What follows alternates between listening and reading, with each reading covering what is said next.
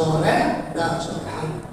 Para asatidz, bapak-bapak, ibu-ibu, para remaja hadirin dan hadirat yang dimuliakan Allah Subhanahu wa Ta'ala. Alhamdulillah wassalillah, kita sudah memasuki Ramadan yang kedua. Jadi lebaran tinggal 28 hari lagi. Alhamdulillah. Bulan Ramadan Allah mudahkan bagi hambanya untuk beribadah dengan rahmat Allah. Semua yang kita lakukan di bulan Ramadan enteng, gak sama dengan di bulan lain. Makanya kita walaupun tidur sedikit tapi tetap kuat. Sholat tarawih 23 rakaat kuat. Tapi di bulan lain gak bisa. Jadi dengan rahmat Allah dijadikan kita mudah beribadah di bulan Ramadan. Makanya kata Nabi, man hurima khairuha faqad hurim. Barang siapa yang diharamkan untuk mendapatkan kebaikan-kebaikan bulan Ramadan, sungguh Allah haramkan. Artinya kalau di bulan Ramadan dia tidak benar, di bulan lain tak mungkin. Jadi kesempatan syahrul Ramadan ini kita gunakan sebaik-baiknya untuk beribadah kepada Allah.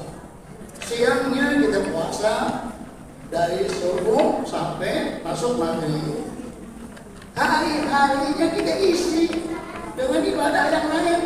Di samping ibadah puasa, sholat kita waktu, yang sunnah-sunnahnya, kita membaca Al-Quran, tadarus, menghafalnya, memahaminya, mempelajarinya, termasuk juga kita materi masyarakat.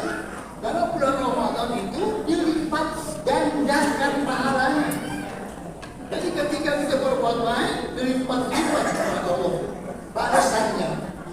Begitu juga kalau kita berbuat maksiat, dilipat gandain dosanya. Itu kehebatannya syahrul Ramadan. Yang sebelum datang kan kita bilang, Allahumma barik lana fi Sya'ban fi Rajab wa Sya'ban wa zidna Ramadan. Sekarang sudah sampai kita ke Ramadan, harusnya kita isi dengan sebaik-baiknya. Yang pertama, karena Allah. Yang kata Nabi itu, siapa yang puasa karena Allah dan mengharapkan pahala dari Allah, dia ampuni dosa yang lalu. Itu tujuan kita, supaya dosa-dosa kita diampuni oleh Allah SWT. Sedangkan tujuannya puasa, la'allakum tattaqun, supaya kamu menjadi orang yang bertakwa. At-taqwa itu takrifnya, definisinya fi'lun awamir wa tarkun nawahi. Mengerjakan yang disuruh, menjauhi yang dilarang. Itu takwa. Itu tujuan puasa, supaya kita menjadi orang yang bertakwa. Artinya orang yang melaksanakan apa yang Allah suruh dan yang menjauhi apa yang Allah larang. Apa saja yang Allah suruh pasti bagus. Apa saja yang Allah larang pasti gak bagus. Asal kita taat saja, pasti kita selamat. Meskipun kita nggak tahu hikmahnya. Perintah ini kita nggak tahu hikmahnya, perintah ini kita nggak tahu hikmahnya, larangan ini kita nggak tahu hikmahnya. Asal kita ikutin saja, selamat. Tapi kebanyakan kita ini mengikuti hawa nafsu. Kita nggak mau diatur oleh Allah. Kita nggak mau diurus oleh Rasulullah. Kita pengen mengatur diri kita dengan kemauan kita sendiri. Harusnya kita serahkan kepada Allah. Apa yang Allah suruh, sami'na wa ata'na. Apa yang Allah larang, sami'na wa ata'na. Maka kelemahan kita sebagai manusia dihinggapi nafsu. Malaikat nggak punya nafsu, enak.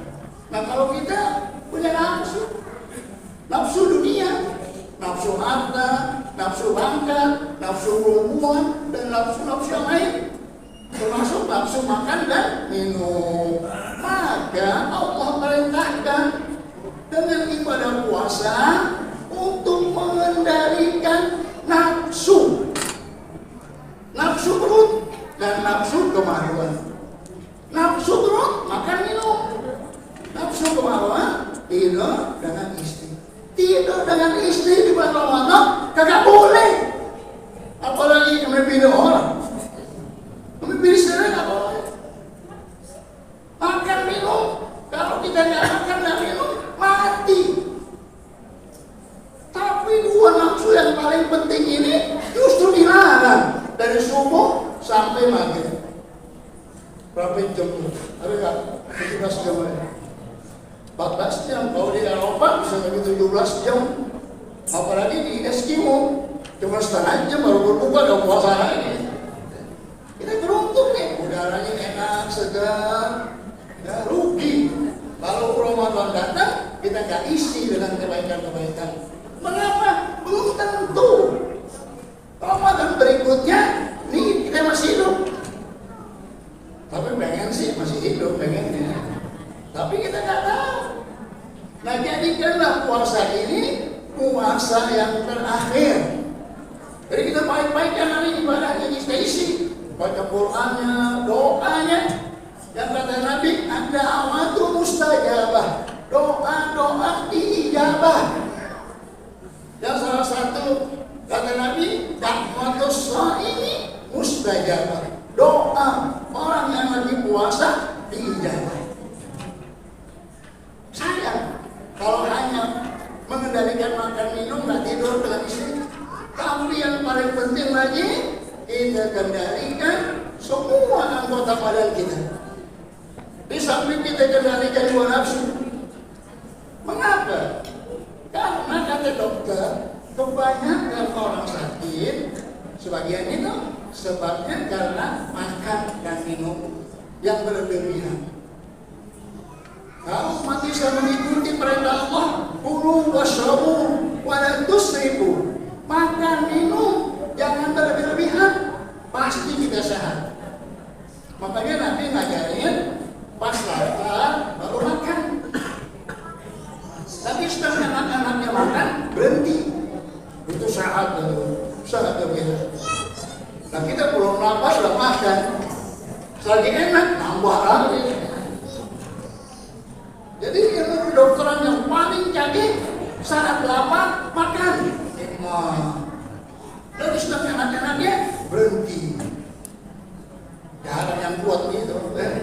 Untuk anak-anak berhenti sayang. Kalau kita ikutin tuh manhajul Islam, makan minum jangan berlebihan, sukses. Di semua. Tapi yang paling penting ini makan minum. Kalau nggak makan nggak minum mati kita. Apalagi nggak minum, kalau nggak makan mungkin 40 hari masih kuat. Tapi kalau nggak minum, hancur juga kita. Tapi zaman dahulu banyak orang yang sampai 4 bulan puasa, 40 hari puasa. Di gunung, pas turun jadi dukun. Kalau nggak makan hancur gitu. Ada seorang ulama, dia berakis sebulan sekali. Oh, kita sebulan sekali loh, menakis semua. Kenapa? Makannya cuma sesuap doang. Nanti kita berak bisa 3 kali saja. Sampai memakannya kan? Makannya 3 kali, berarti 3 kali. Islam datang untuk kita kendalikan nafsu makan, nafsu minum, nafsu seksual. Dan puasa itu telah diakui oleh dokter-dokter non-muslim, yaitu memberikan faedah, memberikan keselamatan. Yang kata Nabi dalam hadis, sumu tasyahu, puasalah, pasti kamu sehat. Makanya puasanya itu kan karena Allah, maksoma Ramadan imanan wahtisaban. Puasanya karena Allah. Ada orang yang puasa karena kecantikan. Jadi dengan puasa, nanti kalau dia rajin puasa, kulitnya bersih. Kan orang yang puasa kayak segar-segar orang terus makan malah segar. Nanti efeknya itu badan kita sehat. Ada yang ketok namanya itu, semua racun keluar. Nanti setelah masuk sawah, makanlah gue dulu. Habis sawah, makan lagi, cenderung mati dan jadi ajaran Islam itu bagus. Cucu saya yang paling pertama tuh nomor 5 kan, sampai sekarang belum ada. Karena kata maksudnya puasa dulu, disuruh makan dia nggak mau. Karena kata istrinya, kita kalau puasa komplit kasih duit, kenal duit ya. Disuruh makan dia nggak mau. Karena pengaruh pintar mau dikasih duit. Lihat tuh, nggak ada orang yang puasa sakit, nggak ada.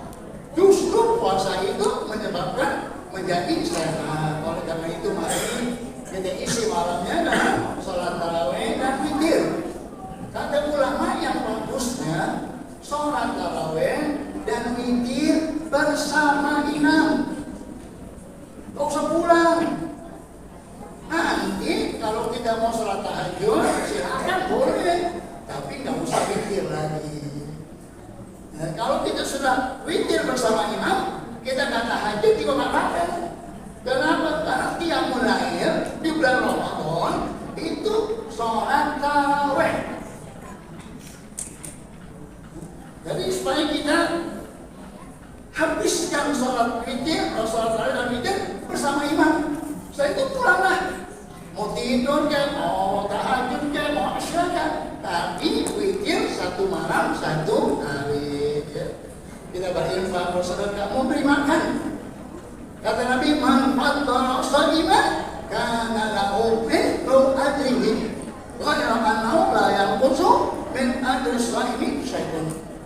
Yang memberi makan kepada orang yang lagi puasa, apakah kasih minum, kasih makan, maka yang memberi makan itu mendapatkan pahala puasa orang yang dikasih makan. Sedangkan yang memberi yang makan itu puasanya nggak berkurang. Jadi kalau kita kasih makan umpamanya 5 orang yang lagi puasa, kita dapat pahala 5 orang itu. Ditambah puasa kita jadi 6. Sedangkan yang puasa itu nggak berkurang.